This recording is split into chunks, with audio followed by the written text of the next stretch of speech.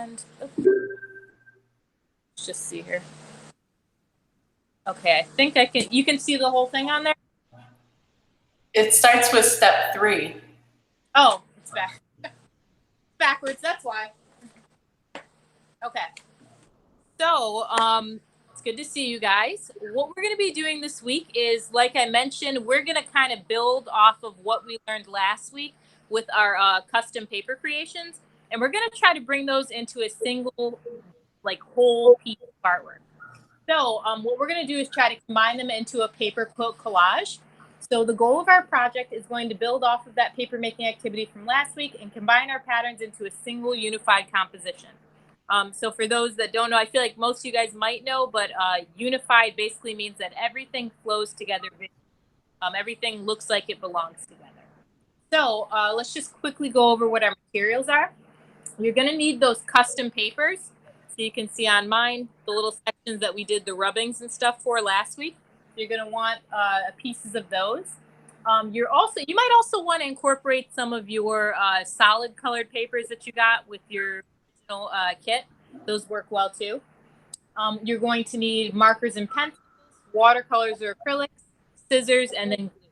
And you'll also need tape. I forgot to put that on there, but we're going to learn a little bit about something called tessellations. So you're going to need some tape for that.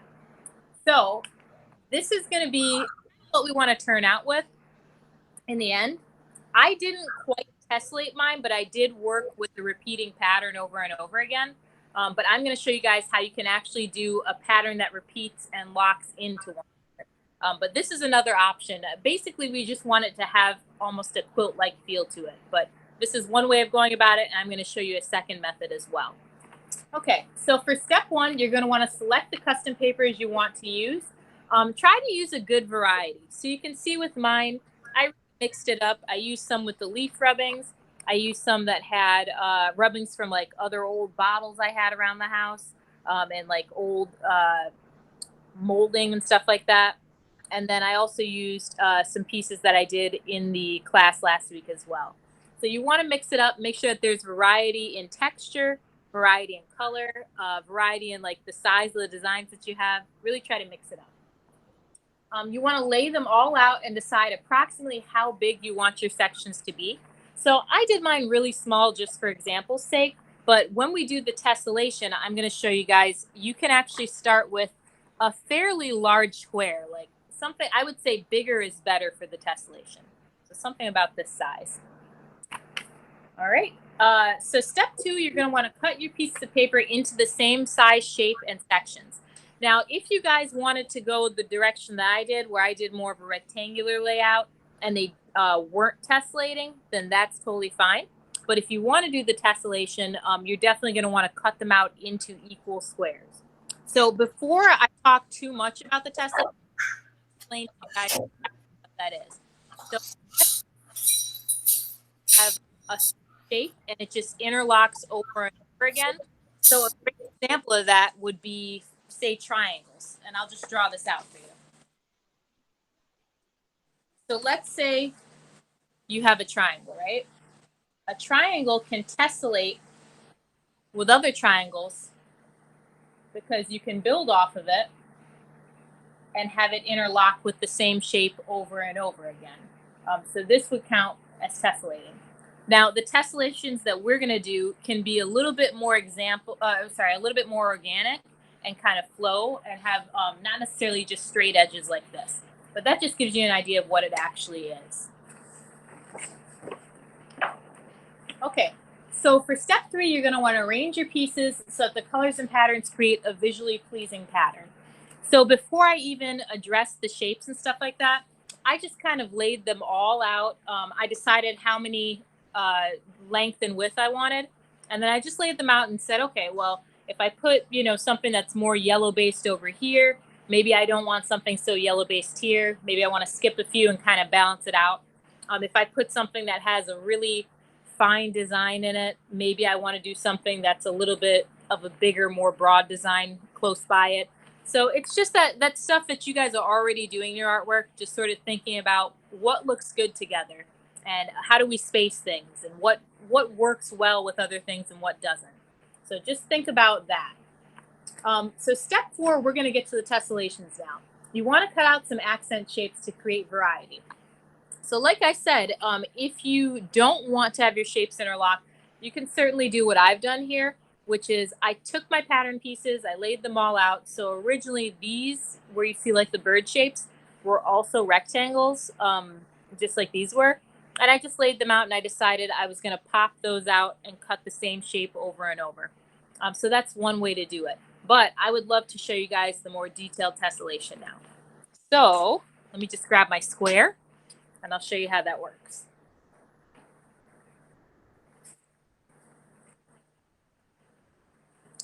Give me 1 second.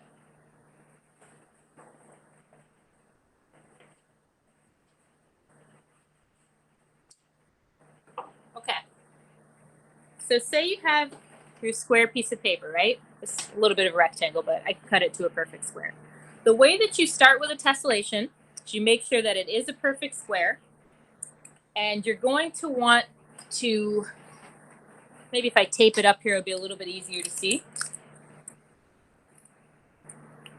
What you're basically going to want to do is create an interesting edge at the bottom and an interesting edge at the left side. And then we'll label them. So I'm going to start with my left side. The important thing when you're creating your edges is you want to make sure that you go corner to corner. So you want it to touch this end and you want it to touch this end here. So I'm going to go ahead and do a design. So maybe I want something really kind of crazy for this side. So like that. And we're going to label this one number 1. Okay. What we're going to do next is we're going to drop down to the bottom here. And the same thing. We want to make sure that we go corner to corner. That's really important. But we don't want to overlap with our first shape that we've done. So I'm going to start right about here. And then I'm just going to try to sketch out maybe something a little bit more geometric on this side. Like that. I'm going all the way to the corner. We're going to label this one number 2. Okay. So the next thing we're going to do is we want to cut these out and we're going to shift them over. So what I want to do is I'm going to come over here on the opposite side and I'm going to write a 1 just so I remember myself, I remind myself here. And then up at the top, I'm going to write a 2. Okay, like that. Now, taking our scissors, we're going to cut this out.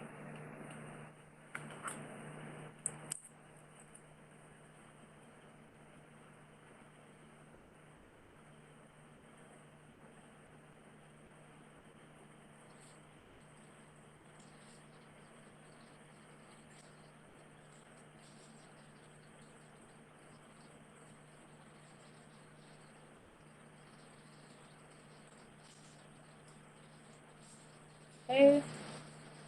So I've got my first piece here.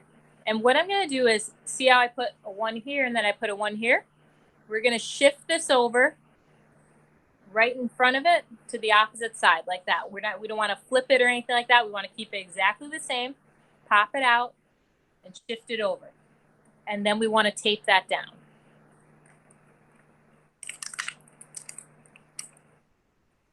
So we're taking this, we've moved it over, and we're going to tape it nice and secure so that it lines up with that edge. Okay. And I've actually prepped one where I've already cut out the bottom, so I'll show you guys. All right. So a finished one would look like this. I've taken the 1 and I've shifted it over and taped it. I've taken the 2 at the bottom, I've shifted it up and taped it. And so you'd have basically your pattern that's ready to tessellate. So what you would then do is you're going to take this piece that you've done and you want to take a piece of your custom paper that you've made and you can lay it over top of it like this and just trace out the shape. So I'm going to do that real quick. And obviously, I've gone really big on these. Just for example's sake, you don't have to go quite this big. Let me just trace mine out really quickly.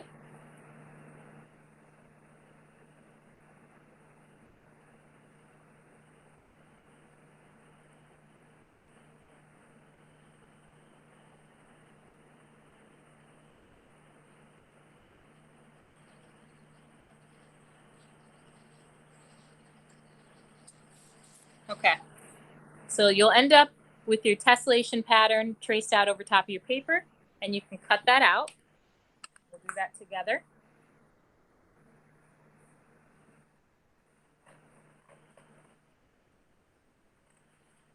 And when you're on this step, I'm a messy cutter with doing these, but you want to be really precise because it's in order to make those shapes interlink, you're going to want to make sure that it's like exactly the same as each shape. So try to be really precise and really neat with your cuts. So let me just do mine, and then I'm going to show you on my pre-done example how it'll all interlock. And tessellations are great too for anybody who might be interested in going into fashion design. They have pretty practical uses for repeating patterns on like textiles and stuff. So it's something that you can experiment with. We're doing it a little bit more free flow on this project, but you can definitely incorporate it into pattern making and stuff. And I feel like for anybody who's tech savvy, I feel like there is a program maybe on Procreate or something like that. I've never tried it, but I've heard they have a program that actually does something like this with the tessellations, so you don't have to actually do all of this stuff like physically. Okay, so now you can see I've got my exact same shape, but in one of my pattern pieces of paper. So you would do the same thing on each of your different types of papers that you've created. And what you do then is you're going to kind of lay it out in a grid format. I don't know if you guys can see my lines too well on here. Just bring it close. So you can see I've started to block in the same shape. What I did was I lined it up starting with the corner. This is probably the easiest way for you guys. So you can see on here, you can see where my corner still is. I like to line that up with the corner of the paper so that I know that I'm all squared up. And you can trace it out and begin to move it over, trace it out, and you're going to see the shapes just interlock. And if you do that with your different textured papers, you're going to get this really cool kind of quilt effect with it. So that's how you would do it with the more complicated tessellation if you wanted to. Okay, for step 5, you just want to remember to create rhythm with your pattern, particularly if you're doing it with the more freeform pieces. If you're doing it just as a tessellation, it will kind of automatically have rhythm because everything's interlocked. But if you do it this way, just try to balance things out. You know, you don't want to go bird, bird, block, bird, block, like random. Just try to make it so that it has kind of a flow to it. For step 6, you're going to glue all of your pieces down securely. One thing that I found was that when I was working on these small sections, particularly on this example, it was kind of hard to get the glue on there. So tweezers can help a little bit just with holding those areas and not getting it all everywhere. And then for step 7, you're going to use your markers and pencils to further enhance your design. So what I did was I went in and I did like a little bit of shading. I did kind of like, I was thinking about doing actual quilting, or not like actual stitching on these areas, but I just felt like it might be too much. But you could go in that direction if you wanted to and literally stitch the pieces together like we did with our journal entries. So it's really up to you at that point how far you take it. But doing it this way will give you a really nice base to work off of. And that's how you do it, basically. So if you guys want to unmute, you can ask any questions, or if there's no questions, we can kind of jump into sharing what everybody's been working on for the week. So last week I was inspired by this kind of idea of stamping the natural objects to make my own reusable stamp. So I went and got some rubber stamp blocks and carved my own stamp. Oh, that's cool. So this is what I did. Oh, wow. Have you done it? So you've done some printing with it so far? Can we see any of the print? Mhm. That looks Yeah, awesome. but the stuff to roll on the ink was expensive, so it's just very tedious to put all the ink on with my little, I got those foam sponges on the little wooden cylinder thing just to put it on, but it works. Yeah, that would definitely be a pain. I've done a little bit. Yeah, so I did that, and then right now I'm also working on a portrait of Breonna Taylor, so that's what I've been doing. Very cool. Yeah, I really like the way the carving came out with the texture and stuff. Do you plan on using that like over and over again, you think, in some repeating pieces, or? Yeah, I want to get some different color inks so that I can be able to do some cool patterns with it. And then I got a few of the blocks, so maybe I can make some other patterns as well. Very cool. For sharing. It looks awesome. It'd be interesting if you did some of the tessellated so that when you print them, they match up. Yeah. That could be kind of interesting. Do you have an example of a printed one? Yes. Hold on, let me go get it. So what happened with this one was I pressed it down and then some of it didn't ink, so I pressed it back down, but it was kind of off just by like a centimeter, so it looks a little smudged. Oh.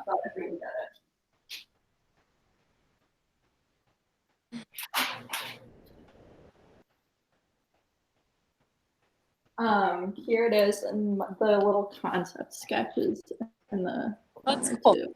Yeah. Even with the smudging, it still looks really neat. I kind of like that sometimes with prints, like the little imperfections. Yeah. I agree. I like it. Thank you so much. Have you ever thought of maybe combining some of like the multicolored papers underneath and do a print over top, or do some sort of like color base? Would you try that? Yeah, that would be very cool. I'll try that next. Love to see. Yeah. All right. Can you show us your portrait? Are you able to move the camera and the piece? I don't know if this is the best lighting, but this is it so far. Oh, wow.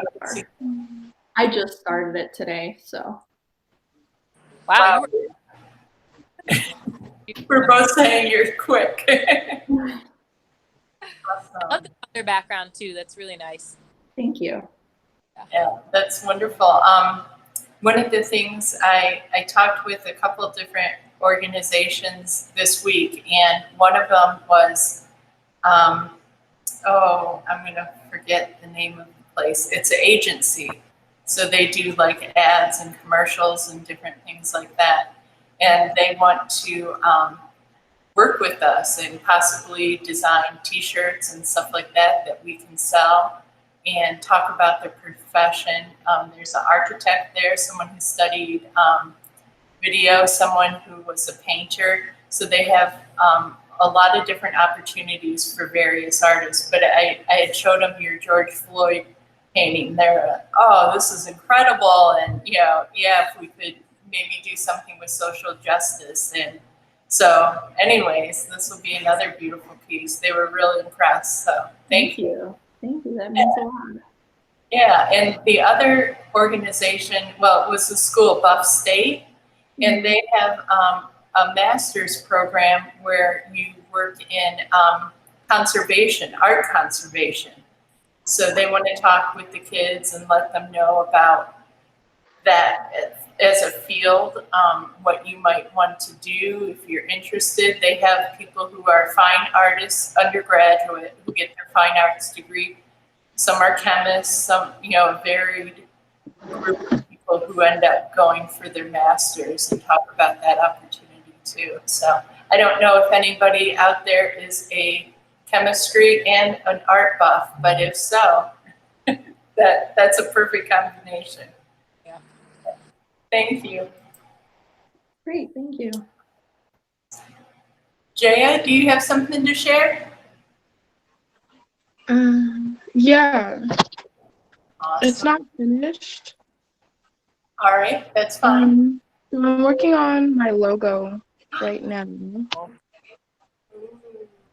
Very nice. I love how whimsical all of your pieces are. Thank you. Yeah. That's beautiful. Yeah. So what is going to be for like your artist card, your artist business card? No, I wanted to start like a business for like promoting self-empowerment and like self-care, and it's gonna be like multiple different forms of art, like creating bath salts and like more like products and selling art at the same time. And I wanted to do like color themes and like share poetry and like quotes and like things I've learned about self-care and stuff. So like it could all kind of be like the way it's presented is like kind of artsy in itself, like with photography and stuff too. Nice. So, thank you. Beautiful. That's a great start. Thank you. Very Thanks cool. for sharing. Alana, do you have anything to show us? Alana, her mic is out, so she might just show us and talk. We'll see if you can let us know. So she hasn't been able to work on some new projects, but she has a sketchbook. It went off. Let me see the I chat. hope your wrist feels better. Yeah. All right. So did you want to share that with us or not right now?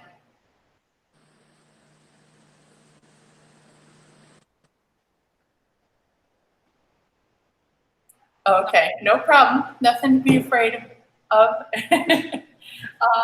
Well, thank you so much, Julia, for these incredible classes. And I'll talk with you. And we'll next week we have the workshop, so we won't be doing this. So we'll be taking a break, and hopefully that will work out with you with your mural. How far along are you on your mural? I'm finishing this week, so I'm really. Yesterday I was working on the big years, so I'm just about done, and I feel like I'm finally kind of getting over like the height a little bit. I was able to like way high yesterday, so so that's good. Yeah. But yeah, I'll send you guys like an email of the picture when it's all wrapped up and everything. And I was gonna say, with the workshop, I think you guys are gonna have a really fun time. Yosef's very knowledgeable, and actually some of the stuff that we were talking about with like combining patterns and stuff, I think he does a lot of that with this, so that'll maybe carry over. But yeah, it was awesome working with you guys. I really hope we get to work together again soon. And yeah, and even if we move on to the workshop, I definitely would love it if you guys keep me posted with new work, and you all have my email. So yeah. Yeah. All right. Well, thank you. And if anybody wants to just keep meeting on Fridays just to share what you're doing, let me know. That's how I respond, what you guys want to do. And that's something, because it's amazing every week how much work that you guys are completing at home. It really is. You guys should be very proud.